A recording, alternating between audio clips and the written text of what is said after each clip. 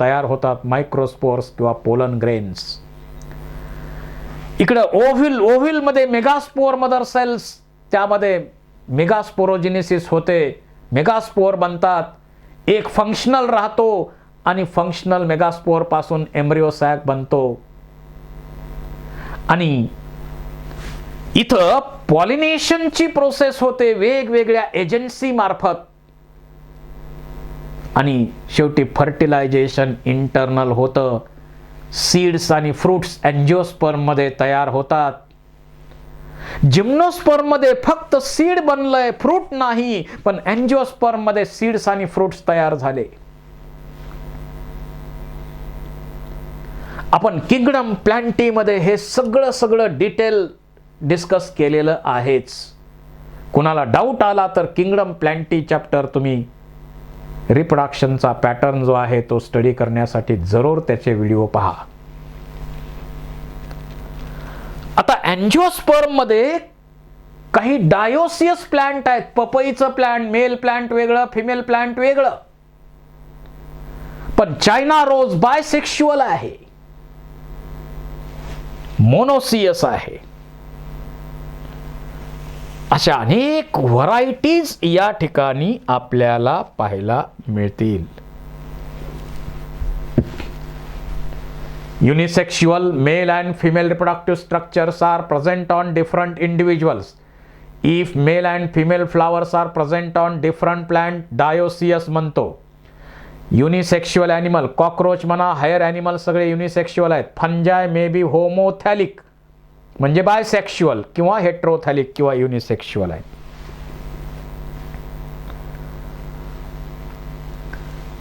Sale division during gamete formation. आपण मगाशीच declare केलेलं आहे, जे हॅप्लॉइड बॉडी असणारे ऑर्गॅनिझम आहेत त्यांच्यामध्ये मायटॉसिस डिव्हिजननं गॅमेट तयार होतात आणि जे डिप्लॉइड आहेत त्यांच्यामध्ये मिओसिस म्हणजे मिओसाइट्स मिओटिक डिव्हिजननं तयार होतात. मेनी मोनेरियन्स, फंजाय, मोनेरा असतील, फंजाय असतील, अल्गी असतील, ब्रायोफाइट असतील, हॅप्लॉइड पॅरेंटल बॉडी आहे. They produce haploid gametes by mitosis. Question may ask, underline this. Pteridophyte, gymnosperm, angiosperm animals diploid body आहे आणि त्यामुळे they produces haploid gametes by meiosis of meiocyte or gamete producing cells. इथं जर आपण chromosome number पाहिला haploid आणि diploid, कारण diploid sale मध्ये मिओसिस होणार आणि हॅप्लॉइड सेल बनणार. एका डिप्लॉइड सेल मध्ये मिओसिस होऊन 4 हॅप्लॉइड सेल बनतात. जसं ह्युमन बीइंग आपला डिप्लॉइड क्रोमोसोम नंबर 46 आहे, पण गॅमेट मध्ये हॅप्लॉइड 23, हाऊस फ्लाय मध्ये 12, 6, रॅट मध्ये 42, 21, डॉग मध्ये 78, 39, कॅट मध्ये 38, 19, फ्रूट फ्लाय मध्ये 8, 4.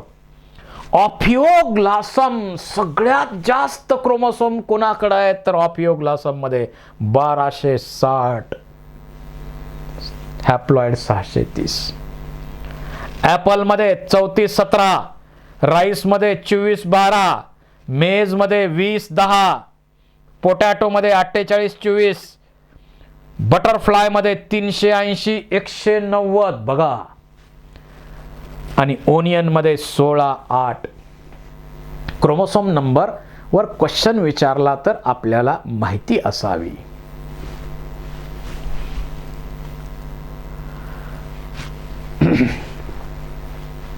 गॅमेट ट्रान्सफर तसं तर आपण मागे डिस्कस केलेलंच आहे, पण तरीही इथं सेपरेट.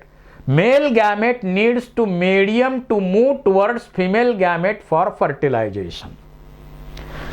मेल गॅमेट आता जे ॲक्वॅटिक ज्यांना पाणी अवेलेबल आहे ते सगळे काय करतात, मीडियम कुठलं आहे गॅमेट, मेल गॅमेट फिमेल गॅमेटकडे जाण्यासाठी वॉटर, किमोटॅक्सिक मोमेंट आपण मगाशी डिस्कस केलेलंच आहे.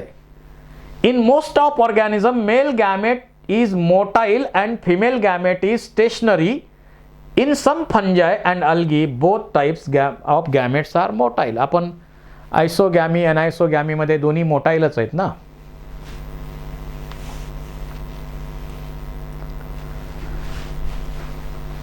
In simple plants like algae and bryophyta and pteridophyta, gamete transfer takes place through water.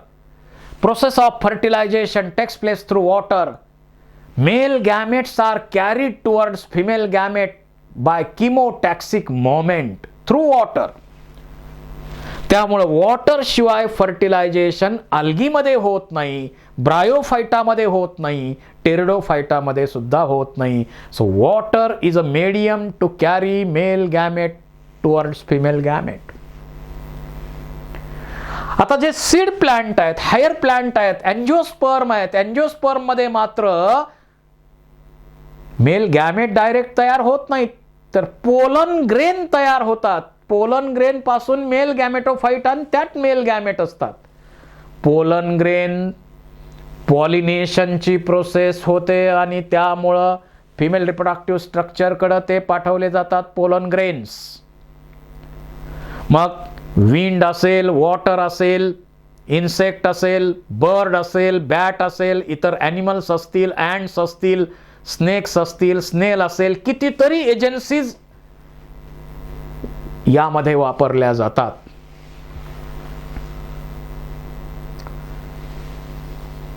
In bisexual self fertilising plants म्हणजे पी प्लांट मध्ये anther and stigma close to each other. जर आता anther आणि stigma हे दोन्ही एकमेकाला close असतील तर इथले पोलन ग्रेन इथंच पडणार आणि सेल्फ फर्टिलायझेशन होणार. सेल्फ फर्टिलायझेशन होणार आणि पोलन ट्रान्सफर इझी आहे. पण क्रॉस पॉलिनेटेड प्लांट विचारात घेतले तर पोलन ग्रेन काय करायचेत, दुसऱ्या प्लांट पर्यंत पोचवायचेत, एजन्सी मार्फत पोचवायचेत. In cross-pollinated plant, including dioecious plant, pollination helps to transfer pollen grain. Pollen grain germinate on stigma, and pollen tube carrying male gamete reach the ovule and discharge male gamete near the egg. In dioecious animal, fertilization helps to successful transfer and coming together of gametes. Animals मध्ये कसं आहे, mail आणि female individual एकमेकाकडे आकर्षित होतात ब्रीडिंगच्या वेळी, कॉप्युलेशनच्या वेळी, आणि gamete देतात. आता सेल्फ फर्टिलायझेशन असेल तर इथले पोलन ग्रेन इथंच पडणार, सेल्फ फर्टिलायझेशन होणार. आणि क्रॉस फर्टिलायझेशन असेल तर एका प्लांट मधले पोलन ग्रेन दुसऱ्या प्लांटच्या सेम स्पेसिसच्या जनरली स्टिग्मावर जाऊन पोचतात. आता याच्यामध्ये हनीबी हा जो इन्सेक्ट आहे, हनीबी हा जो इन्सेक्ट आहे त्याच्यामध्ये पाहिलं तर एकच क्वीन असते, फर्टाईल असते, आणि त्या क्वीनला फर्टिलाइज करायचं काम कोण करतं, हॅप्लॉइड मेल करतात. आणि ती क्वीन दोन प्रकारची अंडी घालते, हॅप्लॉइड आणि डिप्लॉइड. हॅप्लॉइड एग पासून ड्रोन्स बनतात, हॅप्लॉइड इंडिव्हिज्युअल बनतात, आणि डिप्लॉइड झायगोट पासून वर्कर्स बनतात. So here ploidy level is responsible for determination of sex. Parthenogenesis न मेल तयार झालेले आहेत. त्याच्यानंतर फर्टिलायझेशनची प्रोसेस. आता गॅमेट एकमेकाच्या जवळ आले, आता आपलाच विचार केला तर गॅमेट एकमेकाच्या जवळ आले तर इथं काय होणार आहे, मेल गॅमेट आणि फिमेल गॅमेट एकमेकाची ओळख पटवणार. फर्टिलायझिंग अँटी फर्टिलायझिंग रिॲक्शन आपल्यामध्ये आहेत. दोन वेगळ्या स्पीसीज मध्ये प्रोसेस होऊ नये याच्यासाठी अनेक लेवलला निसर्गानं प्रयत्न केलेले आहेत. पुढच्या चॅप्टर मध्ये तुम्हाला ते समजून जाईल. आणि हे गॅमेट्स फ्यूज होतात, डिप्लॉइड झायगोट तयार होणार. आल्गी मध्ये झायगोट पासून डायरेक्ट नवीन इंडिव्हिज्युअल बनतो. पुढं ब्रायोफायटा पासून पुढच्या सर्व ग्रुपमध्ये एम्ब्रियो बनतो आणि मग त्याच्यापासून नवीन इंडिव्हिज्युअल बनतो. It is a fusion of gametes to form diploid zygote in rotifers, honeybees, some lizard, birds, turkeys. Female gamete develops to new organism without fertilization, that is called as parthenogenesis. इथं आपण पाहिलंय. Honeybee मध्ये जी queen आहे ती दोन प्रकारची अंडी घालते, अनफर्टिलाइज्ड आणि फर्टिलाइज्ड एग्स. फर्टिलाइज्ड एग पासून वर्कर बनतील, पण अनफर्टिलाइज्ड एग पासून ड्रोन्स बनणार. पार्थेनोजेनेसिस न हॅप्लॉइड मेल बनणार. आता फर्टिलायझेशन काही मध्ये एक्सटर्नल आहे, तशी तर ती ड्रॉबॅक आहे. इंटरनल फर्टिलायझेशन ऍडव्हान्स आहे. Syngamy occurs in the external medium, water. Zygote is formed outside the body. Most of aquatic organisms, many algae, bony fish, amphibians, त्यांच्यामध्ये external fertilization आहे. इथं डायग्राम मध्ये दिसतं तुम्हाला.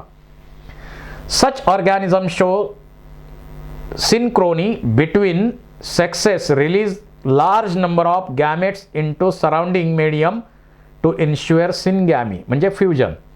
डिसएडव्हान्टेज काय, तर एक्सटर्नल फर्टिलायझेशन शुअर आहे का, नाही. इतक्या मोठ्या पाण्यात दोन गॅमेटचं युनियन होणं रेअर आहे.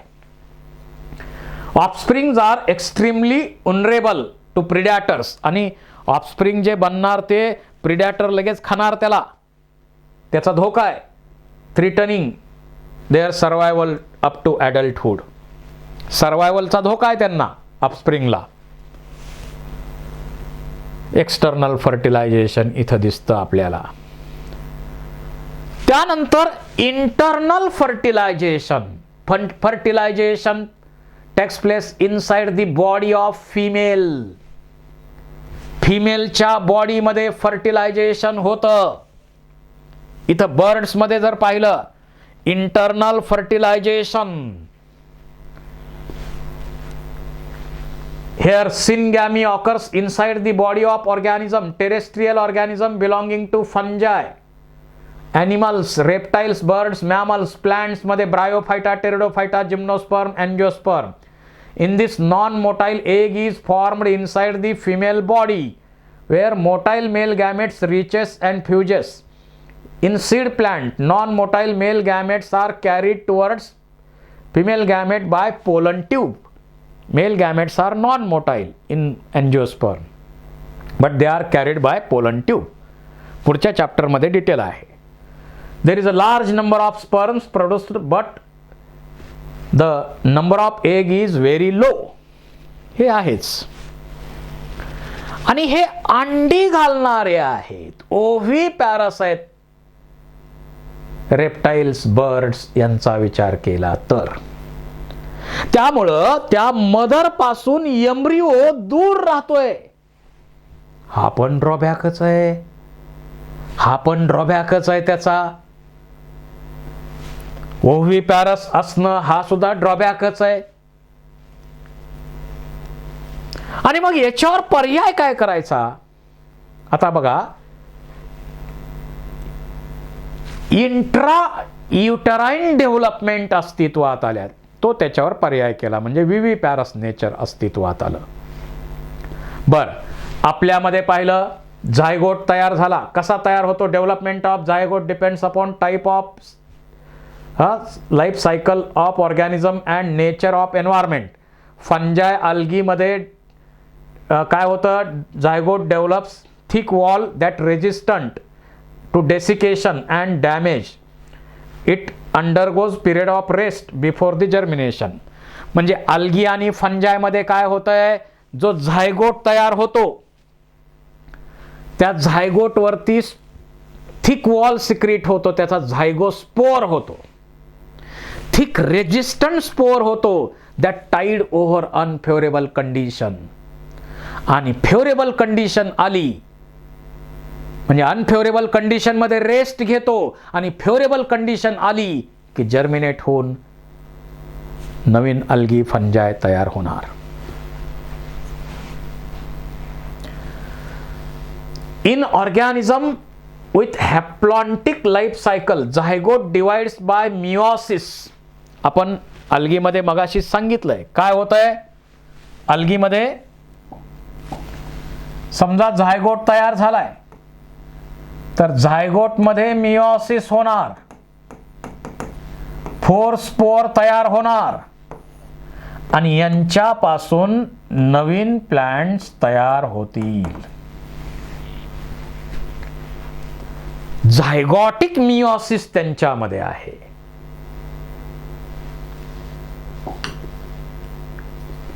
झायगॉटिक मिओसिस यांच्यामध्ये आहे. Sexually reproducing organism begins life as a zygote. प्रत्येक सेक्शुअल रिप्रोडक्शनच्या प्रोसेसनं निर्माण होणारा ऑर्गॅनिझम आहे, त्याची जीवनाची पहिली सैल झायगोट असते. आपला सुद्धा आयुष्याचा पहिला दिवस झायगोटच्या फॉर्ममध्ये, युनिसेल्युलर फॉर्ममध्येच असतो. Zygote is a vital link between organisms of one generation to next. 2 generation मध्ये लिंक करण्याचं काम ही झायगोट नावाची सेल करते. Question may ask, underline this. आता एम्ब्रिओजेनेसिस, अल्गी आणि फंजाय सोडले तर बाकी आता प्लांट किंगडम मध्ये ब्रायोफायटा, टेरिडोफायटा, जिम्नोस्पर्म, एंजिओस्पर्म, त्यांच्यामध्ये झायगोट टू एम्ब्रिओ आणि embryo to new plant. It is a development of embryo from zygote. During embryogenesis zygote undergo cell division म्हणजे मायटॉसिस होणार आणि डिफरन्सिएशन होणार. Cell division increases by number of cells in embryo. Cell differentiation causes modification of group of cells. म्हणजे sale division होऊन number वाढतो, पण differentiation होऊन काय होतात? ऑर्गन्स बनतात. काही पासून रूट बनेल, काही पासून शूट बनेल, म्हणजे वेगवेगळे अवयव बनतात डिफरन्सिएशनच्या प्रोसेसमध्ये. Based on place of zygote, development of animals are of 2 types, oviparous आणि viviparous. अंडी घालणारे, जे अंडी घालणारे आहेत त्यांच्यावरती सेल म्हणजे कवच असतं, कवच असतं त्यांच्यामध्ये. आणि एम्ब्रॉनिक डेव्हलपमेंट मदर पासून दूर बाहेर वातावरणात जिथं ते अंड पडेल तिथं डेव्हलपमेंट होणार आणि मग त्या अंड्याचं हॅचिंग होऊन यंग वन बाहेर येणार. पण विविपॅरस मध्ये तसा विचार केला तर, मॅमल मध्ये विचार केला तर, मॅमल मध्ये जे प्रिमिटिव्ह मॅमल्स आहेत म्हणजे प्रोथेरियन आहेत,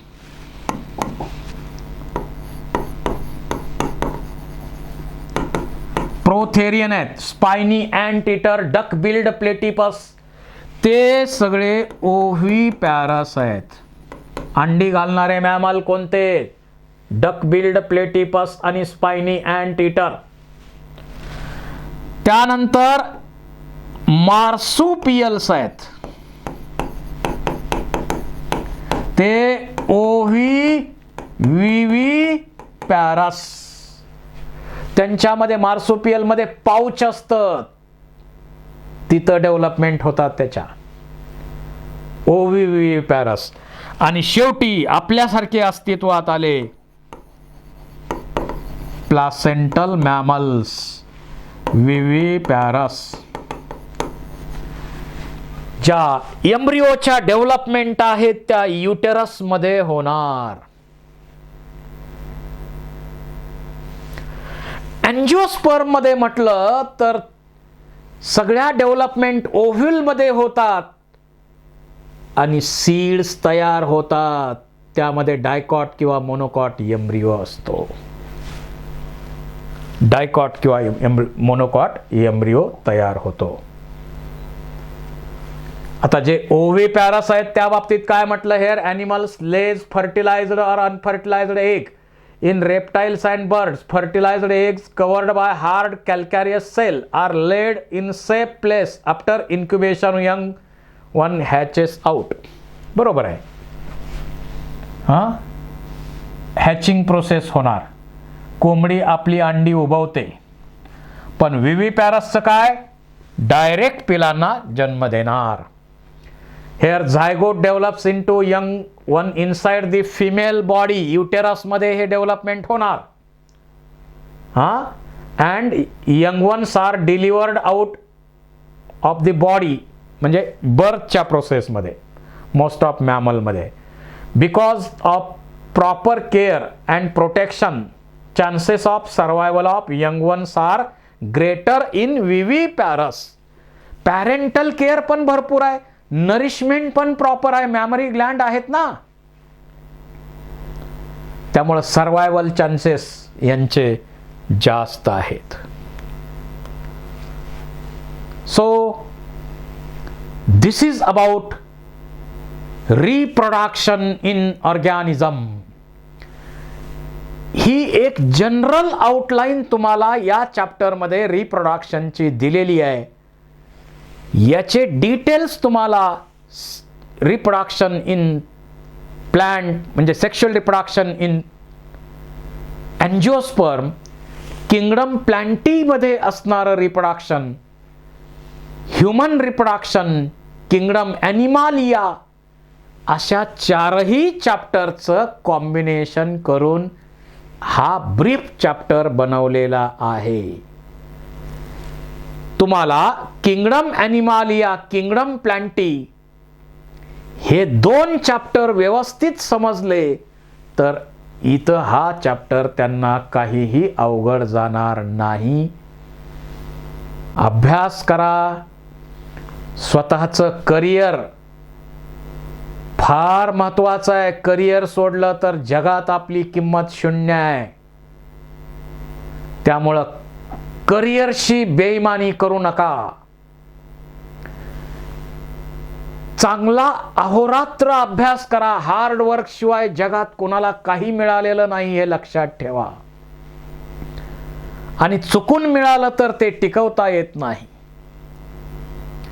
त्यामुळं hard work and hard work, this is the only formula of success. प्रत्येक सक्सेस असणाऱ्या व्यक्तीचा फॉर्म्युला हाच आहे, हार्ड वर्क. धीरूभाई अंबानी सुद्धा एका पेट्रोल पंपावर काम करत होते. हे लक्षात घ्या. अक्षय कुमार एका हॉटेलमध्ये वेटरचं काम करत होता. अशी अनेक उदाहरणं आहेत. आणि तुम्ही ज्यावेळी नर्वस व्हाल त्यावेळी त्या संदीप माहेश्वरी त्यांचे तुम्ही व्हिडिओज पाहत चला आणि स्वतःला फ्रेश करत चला. मी तर तुमच्या सोबतच आहे, काळजी करू नका. Thank you very much.